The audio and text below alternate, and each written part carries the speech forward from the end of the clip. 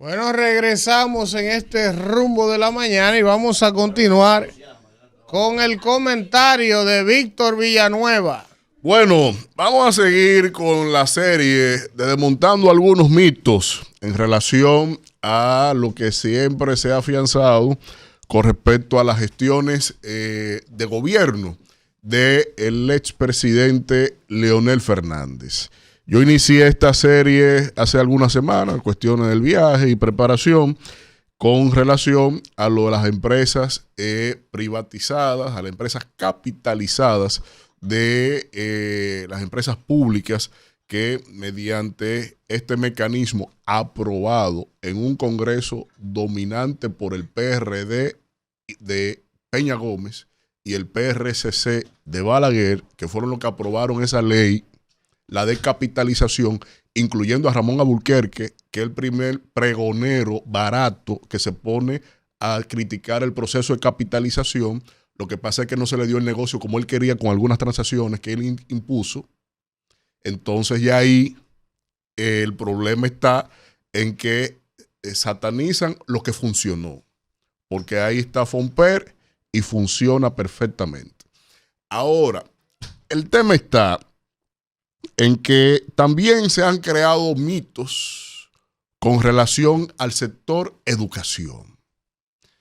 Y desde ahí se ha querido tergiversar la impronta de Leonel Fernández en el sector educación, toda vez que cuando se armó el pseudo debate del 4% de la educación, él planteaba: un momento, sociedad, si hay que invertir un 4% de educación con una presión tributaria al 11%, si le damos 4 a educación, nos va a quedar 7 para gobernar el resto del país, las distintas carteras y temas tan esenciales para la vida como la propia salud. Pero resulta que en el planteamiento que se fomentó, se propuso al debate de que se defina entonces como sociedad una educación para qué, y que ese qué respondido nos diga este plan que es el ideal para desarrollar la educación en el país, si necesita no el 4, el 5% de la educación, pues entonces luchemos por ese 5. Sustentado en una inminente reforma tributaria, porque la presión tributaria de la República Dominicana es de las más bajas de toda la región. Entonces, cuando usted ve primero los gobiernos de Leonel Fernández, desde el 96 hasta el 2012, tienen la siguiente característica. Lo primero que él hizo fue que en sus 8 años continuos, aumentó en un 500% la inversión pública en educación. Eso evidencia claramente un compromiso marcado en credibilidad en cuanto a la importancia que tiene la educación para el desarrollo de los pueblos. Hay que ser muy osado y sustentado hasta en lo banal para usted indalgarle a Leonel una intención de darle la espalda a la evolución de la educación, cuando su ADN por encima del político es ser educador.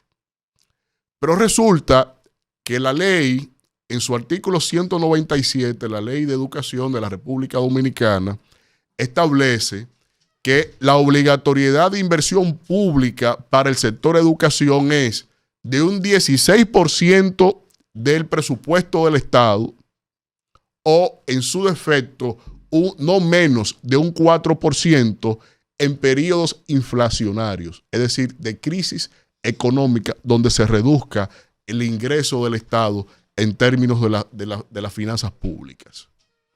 Pero aquí se tomó como muletilla, aunque Leonel siempre invirtió por encima del 16% del presupuesto, que es una cosa muy distinta al 4% del Producto Interno Bruto, solo invirtiendo más del 16, 17, 18%, eso superó en un 500% porque los presupuestos en los gobiernos de Leonel crecían año tras año por la evolución económica de la economía, por el desempeño de la economía en crecimiento, cuando llegamos a crecer inclusive a ritmo asiático por encima del 10% en algunos años. Cuando usted evalúa esa inversión pública, ¿dónde fue a parar el dinero de ese aumento de un 500%? Lo primero fue en infraestructura escolar, más de 12,000 planteles impactados directamente, pero no solo en lo físico, como ha pasado con el 4% por la educación. Se trabajó primero con la entrada de la tecnología a las aulas, con llevar la evolución de las computadoras, que se ganó por sus adversarios en ese momento, motes que él lo que quería era meter Nintendos a las escuelas públicas del país, a que los muchachitos de que entraran a internet y a jugar allá en el ciberespacio. No.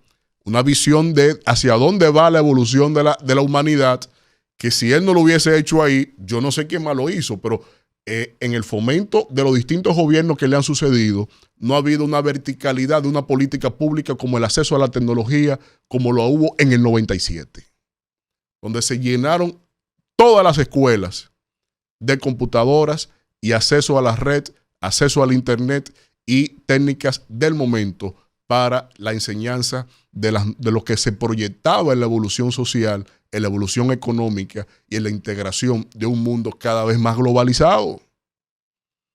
Pero resulta que eso no se quedó solo ahí. También hubo políticas fiscales para que toda la población, para que ese niño no solo tuviera computadora en la escuela, sino también que en su casa. Pero no solo los estudiantes, sino los maestros que también accedieron a esos instrumentos y tuvieron una inmersión hacia dónde iba la competitividad de la economía mediante el avance de la tecnología. Pero no solo eso, se dignificó tanto el salario como las condiciones laborales y de jubilación de los maestros, a un grado que los maestros por primera vez, y fue una de las razones que le dio sustento a su triunfo en el 2004, de que los maestros por primera vez hubo que ampliar los parqueos en los centros educativos, pudieron comprar sus carritos. Solo verifique usted la evolución de la cooperativa de los maestros, a partir de cuál año empezó a tener referencia en peso económico, por la capacidad económica que se le dio a los maestros. Pero resulta también que en el diseño curricular, el contenido de lo que se imparte en el aula también fue impactado con sendas reformas y sendos diálogos de foros presidenciales por la educación. Lo pueden buscar en Google si quieren, para precisamente donde se discutía como nación, con todos los sectores vinculantes, las tendencias que debía tener el contenido de la currícula en la República Dominicana. Y desde ahí se afianzó un método y se afianzó las siguientes condiciones en términos de indicadores. Lectoescritura, avanzamos más de un 40%. Acceso a construcción lógica del pensamiento, evolucionamos en más de un 23%. Lo que tiene que ver con la educación física, que también es medular para el desempeño del desarrollo neurológico del infante, también se implementaron en todas las escuelas del país como política de Estado. Pero viene el afán populista financiado por los principales suplidores del sector educación, de que no querían ese aumento, que el 500% de aumento en presupuesto les sabía poco, y tergiversando el tema del 4%, como lo plantea la ley, pues entonces vienen y crean toda esta burbuja.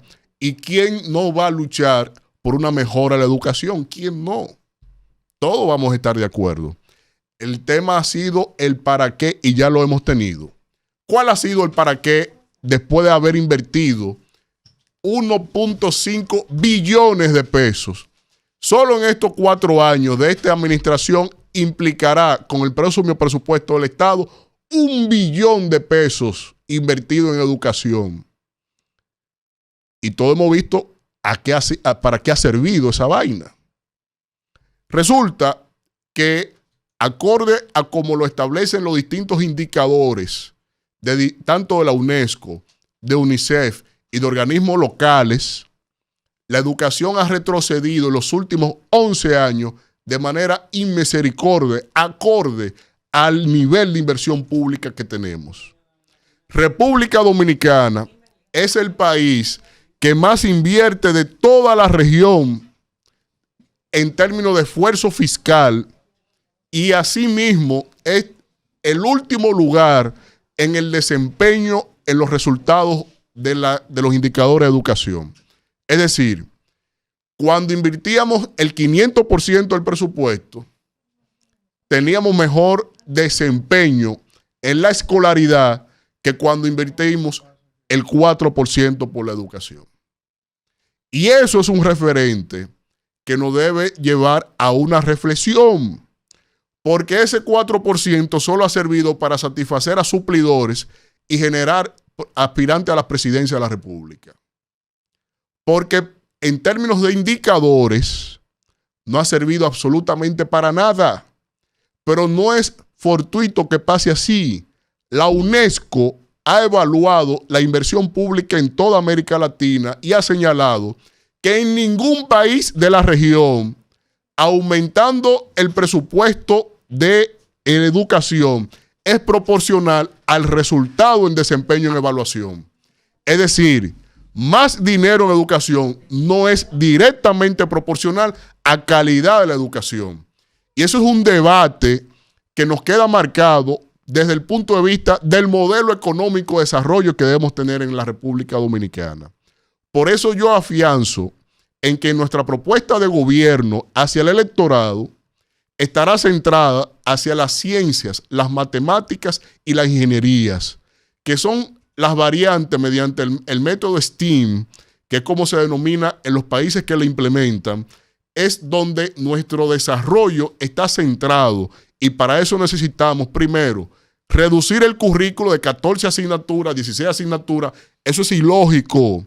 La tendencia en Japón, para darle un solo ejemplo, va a la reducción a 5 asignaturas por nivel.